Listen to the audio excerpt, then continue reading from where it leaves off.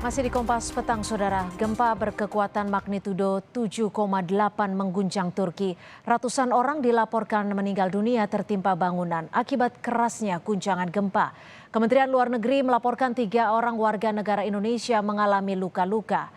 Gempa berkekuatan magnitudo 7,8 mengguncang Turki bagian selatan Senin pagi waktu setempat. Pusat gempa berada di kota Pazarcik di Provinsi Kahramanmaras, Turki. Akibat kerasnya guncangan gempa, banyak bangunan rusak. Gempa terjadi Senin pagi membuat warga banyak yang tertimpa bangunan karena tak sempat menyelamatkan diri dari rumah ataupun apartemen mereka.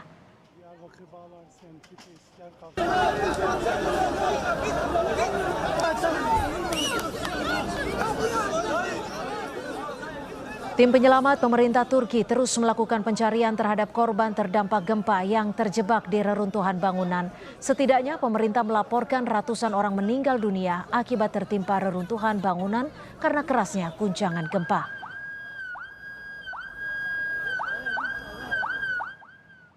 Gempa berkekuatan magnitudo 7,8 mengguncang Turki. Ratusan orang dilaporkan meninggal dunia tertimpa bangunan akibat kerasnya guncangan gempa.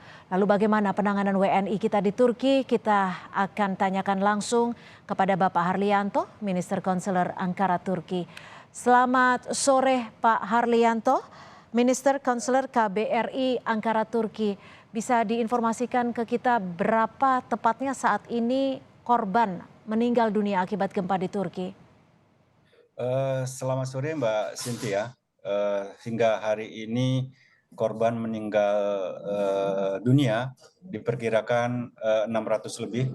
Dengan melihat kondisi yang sekarang kemungkinan akan bertambah. Nah, kemudian terkait dengan WNI yang ada di Turki yang berjumlah 6.000 di 10 provinsi yang mendapat terdampak dari gempa yang cukup hebat, yaitu sebanyak 500. Nah, kemudian dari 3 orang yang ada di Kahramanmaras, maaf, 1 orang ada di Provinsi Kahramanmaras, kemudian 2 orang di Provinsi Hatay mengalami luka-luka. Alhamdulillah ketiga WNI kita sudah mendapat tindakan pengobatan langsung dibawa ke rumah sakit setempat. Oke, artinya saat ini sudah mendapat penanganan medis. Pak Harlianto, bagaimana upaya dari KBRI sendiri untuk memastikan, karena kita tahu begitu banyak WNI juga yang menetap ataupun yang sedang menjalankan studinya di sana? Ya, Mbak Cynthia, sejak 2019 KBRI Ankara sudah mempunyai Satgas Perlindungan WNI yang tersebar di kurang lebih 35 provinsi. Dalam penanganan bencana kali ini, kami terus berkoordinasi dengan anggota Satgas Perlindungan WNI yang ada di wilayah terdampak. Nah, kemudian kami juga berkoordinasi dengan teman-teman PPI, dari teman-teman PPI dan simpul-simpul masyarakat yang ada di daerah bencana. Jadi alhamdulillah kami meskipun terdapat gangguan sedikit komunikasi karena memang khususnya di daerah Kahramanmaras ini dampak yang cukup besar. Begitu masif di sana ya? Ada termasuk besar, ada 90 orang WNI, alhamdulillah. 90 orang WNI di Kahramanmaras? 59. Ya, 59 orang yang sebagian 59. besar sebagai mahasiswa, alhamdulillah dalam keadaan aman dan selamat. Ya. Oke, artinya saat ini seluruh WNI yang berada di Kahramanmaras sudah dipastikan berada dalam kondisi selamat dan sudah ada di tempat yang aman, seperti itu? Ya, betul Mbak Cynthia. Diperkirakan besok di Kahramanmaras akan kemungkinan salju akan lebih lebat. Nah, kami hari ini terus berkoordinasi dengan teman-teman yang ada di Kahramanmaras. Kami sedang menginventarisir kebutuhan-kebutuhan mereka untuk memastikan bahwa kebutuhan makanan, kemudian yang lain-lain logistik bisa kami penuhi.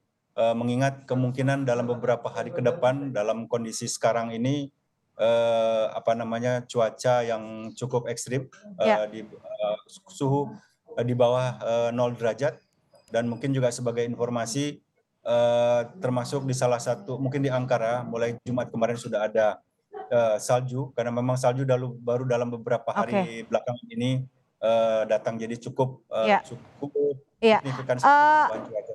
Pak Harlianto, untuk memastikan apakah puluhan WNI yang dipastikan selamat berada di Kahramanmaras ini ditempatkan dalam satu lokasi yang disediakan KBRI atau mereka tetap berada di kediamannya? Beberapa yang bangunannya hancur, rusak, mereka sementara ini tinggal di shelter-shelter yang sudah disiapkan oleh otoritas tempat. Kemudian dari pihak AFAD juga sudah bergerak. Terus kemudian juga ini menjadikan AFAD sudah mengumumkan sudah di level 4, jadi keadaan darurat yang memang dalam penanganan ini, bencana ini juga artinya pemerintah Turki siap menerima bantuan internasional dalam penanganan Oke. bencana yang besar. Artinya mereka ditempatkan di shelter-shelter yang memang disediakan oleh pemerintah Turki ya, Pak Harlianto? Ya, betul Mbak Cynthia. Oke. Untuk saat ini pemerintah Turki sendiri membutuhkan apa setidaknya? Saat ini memang kalau kita lihat ke belakang bahwa Turki adalah negara juga yang banyak membantu Indonesia pada kasus tsunami di Aceh dan Palu, bencana alam. Pemerintah Turki siap menerima bantuan dari pemerintah Indonesia yang tentunya kami juga terus berkoordinasi dengan otoritas tempat yang hari ini mereka bergerak untuk penanganan korban-korban, terutama yang penanganan di gedung-gedung yang cukup yang runtuh, rusak. Ya. Nah, kami masih terus berkoordinasi, Mbak Cynthia. Baik. Baik, selain itu apa yang menjadi imbauan dari KBRI khususnya bagi warga negara Indonesia di sana? Atau adakah nomor telepon atau kontak yang bisa dihubungi untuk memastikan warga negara Indonesia dalam kondisi baik? Ya, Mbak Cynthia, teman-teman tentunya yang berada di Turki, kami terus juga menghimbau untuk membatasi keluar dari rumah dengan kondisi yang dalam beberapa hari ke depan akan terdapat salju yang cukup lebat dan kondisi udara yang juga cukup dingin.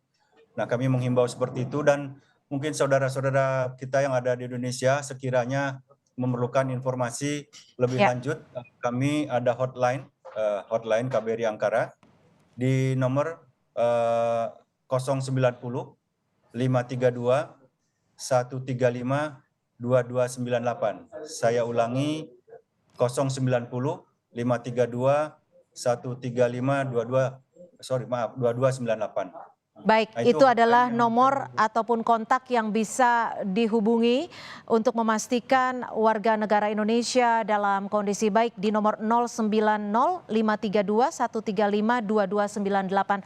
Terima kasih Pak Harlianto, Minister Counselor KBRI Ankara. Tetap jaga kondisi Anda dan terima kasih atas bantuannya untuk tetap memastikan WNI kita di Turki dalam kondisi selamat. Terima kasih Pak Harlianto.